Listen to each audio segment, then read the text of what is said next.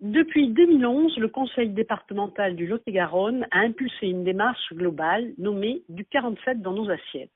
L'objectif, mieux nourrir les enfants des collèges dont il a la compétence, et cela avec l'ambition de servir des repas équilibrés et de qualité, mais aussi de soutenir l'agriculture locale et donc de privilégier des circuits courts en faisant une large place aux produits frais locaux et si possible bio. En janvier 2017, le département structure un groupement d'achat qu'il pilote désormais. 2 ans plus tard, les résultats sont là. 100% de produits frais sont servis aux collégiens, désormais issus du territoire, c'est-à-dire des entreprises et des producteurs du département et des départements de la Nouvelle-Aquitaine. L'invité de Ici tout va bien est Philippe Huvet, chargé de mission restauration au sein du conseil départemental du Lot-et-Garonne. Bonjour Philippe Huvet. Bonjour. Dans le Lot-et-Garonne, on va plus vite que les obligations réglementaires. Et je ne l'ai pas dit, mais c'est pour faire mieux, moins cher, et cela à toutes les saisons.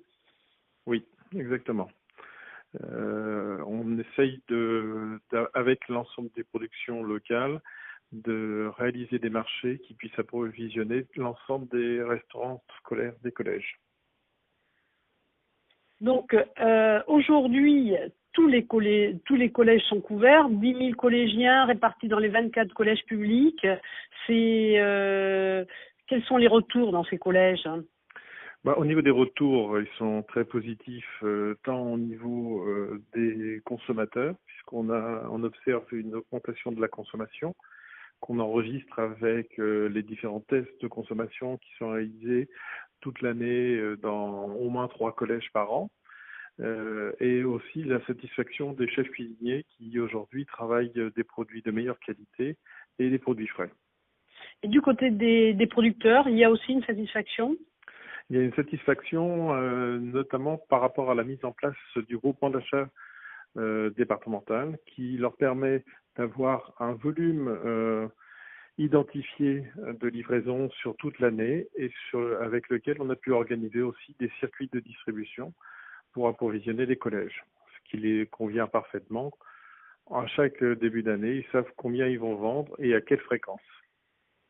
Le bio, il a une place dans votre production locale ? Oui, le bio a une place dans la production locale. On a plusieurs producteurs de kiwis, producteurs de yaourts bio notamment, et de légumineuses, lentilles, pois chiches, haricots blancs, et on souhaite le développer, mais on parle du bio vraiment sur un bio d'origine Nouvelle-Aquitaine, si possible Lot-et-Garonne, mais vraiment Nouvelle-Aquitaine. On essaye de pas trop travailler sur du bio d'importation, qui n'a pas les mêmes contraintes de sélection. D'accord, et qui correspondrait plus à votre, je dirais, démarche. Notre démarche est surtout d'acheter le plus possible à travers des filières locales. Voilà.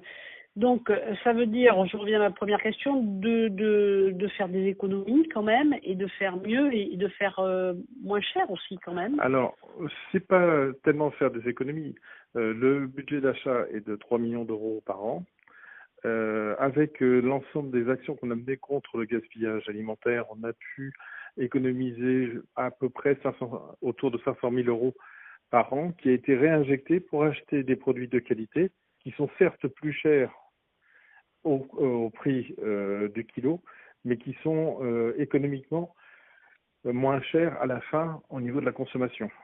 Ce qui Parce fait que qu'un vous en budget achetez en moins égal, grande quantité, je suppose. en moins grande quantité, parce qu'il y a une meilleure tenue à la cuisson, il y a une meilleure résistance et il y a une meilleure consommation aussi.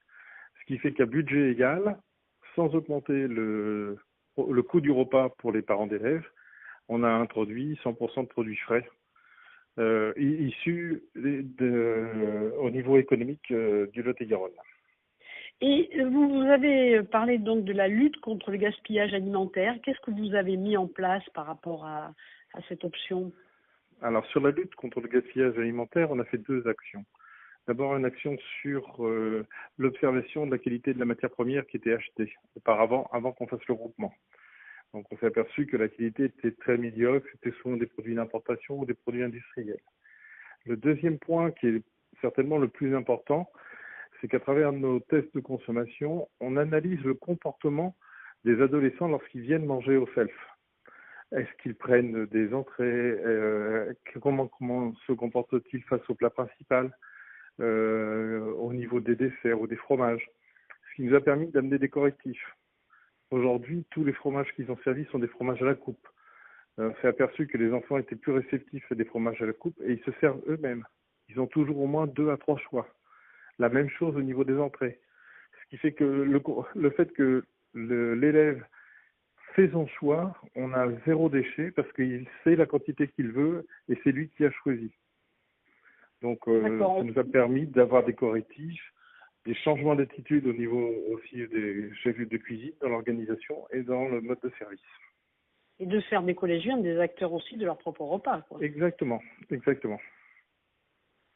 Demain, quels vont être vos objectifs par rapport à 47 dans nos assiettes? C'est de continuer à lutter contre le gaspillage. On est aujourd'hui entre 10 et 15%. Vous savez que d'un point de vue national, c'est autour de 30%. Donc on a réduit déjà de moitié le gaspillage observé. Et on souhaite atteindre 5 à 10%, puisqu'on ne pourra jamais faire 0% dessus. Et aussi augmenter le taux de consommation des enfants. Parce que souvent, malheureusement, plus d'un tiers des élèves ne consomment pas la moitié du repas qui est servi. Donc on en est encore là. Oui, mais on en est encore là par rapport à une attitude du comportement de l'enfant. C'est pas une question alimentaire, c'est pas une question de prestation de qualité, c'est le comportement d'un adolescent qui un jour veut manger un peu ou pas, ou s'ils sont en groupe, vont manger de façon différente. Il y a des stimulations qui sont différentes selon les jours. Il y a des stimulations, c'est comme tout le monde peut l'avoir pour ceux qui ont des enfants, c'est le comportement d'un adolescent de 10 à 15 ans, quoi. Tout à fait. Difficile à savoir ce qu'il veut, au moment où il le veut. Au moment où il le veut. J'ai vu aussi que vous vouliez un petit peu décliner du 47 dans nos assiettes dans d'autres structures qui relèvent du département. Oui, on a des demandes, notamment au niveau des EHPAD, pour poursuivre la qualité de la matière première qu'on a mis dans les collèges, essayer de l'étendre dans toutes les EHPAD du département. On a plusieurs mairies aussi qui se sont rapprochées de nous pour pouvoir bénéficier aussi du groupement d'achat. On est en test avec 3 mairies et prochainement, donc dans le cadre d'une évolution juridique, puisqu'il faut avoir une analyse juridique pour pouvoir faire le travail auprès de l'ensemble des autres collectivités. Suite à cette étude logistique, on développera effectivement le service. Donc on peut dire en conclusion que du 47 dans nos assiettes a de l'avenir, encore un bel avenir. Ah, il a un très bel avenir. Et si, vu les demandes qui sont faites, l'économie locale pourrait aujourd'hui bénéficier 3 fois plus qu'elle ne le bénéficie aujourd'hui par les collèges. On estime aujourd'hui que l'ensemble des filières locales bénéficient à peu près d'1 million d'euros, 1,8 million d'achats alimentaires via les collèges.